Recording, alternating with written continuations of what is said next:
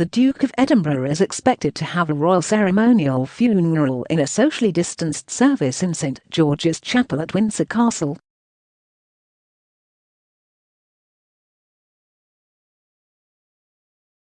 He will not lie in state, and there will be no state funeral, because he had insisted that he did not want the fuss.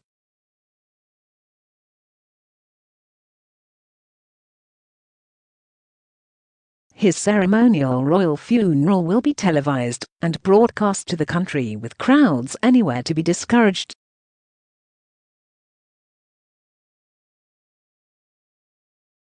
The coronavirus pandemic, with the ban on mass gatherings and England in national lockdown, means the exact plans, code-named Operation Fourth Bridge, for the aftermath of Philip's death have had to change.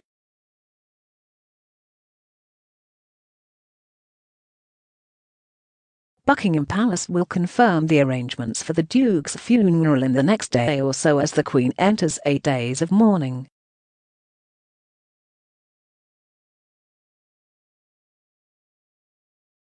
It is thought a small, socially distanced service will take place at St George's Chapel at Windsor Castle in Berkshire.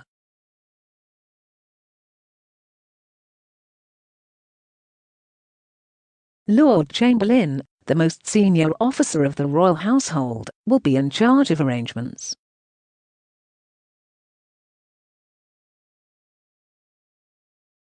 The announcement of Philip's death was made today after senior members of the royal family, including Prince Charles and the Duke of Cambridge, were told.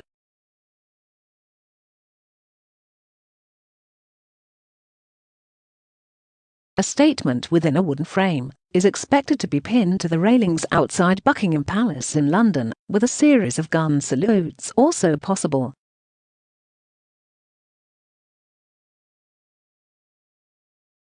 The Queen will also sign off the funeral plans and confirm a period of mourning. There will also be a memorial website where people can leave their condolences.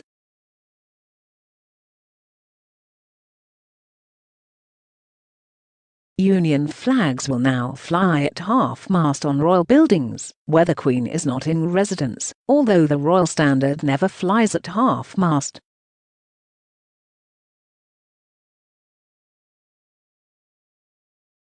Philip's coffin will be at rest, and it is expected to be moved at some point over the next few days to Chapel Royal at St James's Palace in London.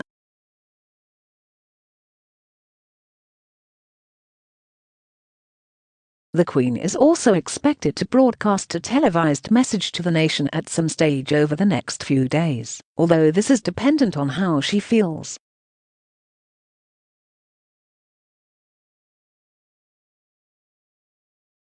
In normal times, there would be early morning rehearsals over the next week for a gun carriage and procession through the streets of London, and another in Windsor.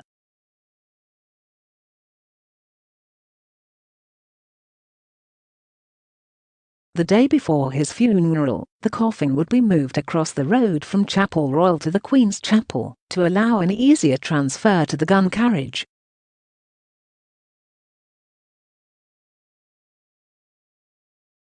The funeral itself would be held in Windsor, while a military procession would take place from St James's Palace, down Marlborough Road, and up the Mall.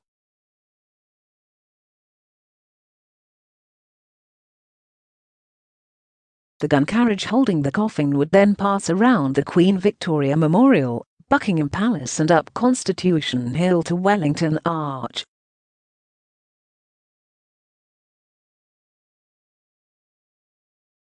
Members of the military would lead the procession, with the royal family and household walking behind, but the Queen would be expected to go straight to Windsor.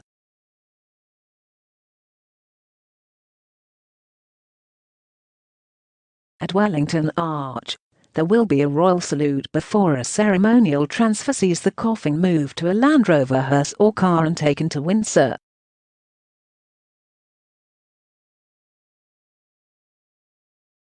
On arrival in Windsor, there would be a slow procession driven up the Long Walk with drummers, military and members of the royal family following behind.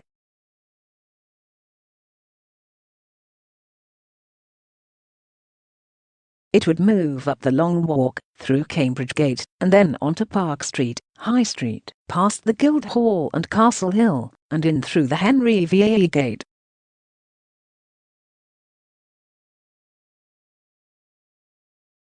The televised funeral would be expected to be carried out by Archbishop of Canterbury Justin Welby, with the Dean of Windsor and representatives from other chapels.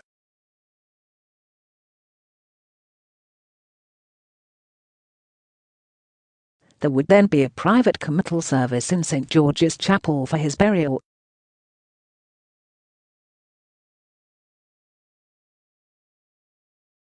He is expected to be buried in Frogmore Gardens, in the grounds of Windsor Castle.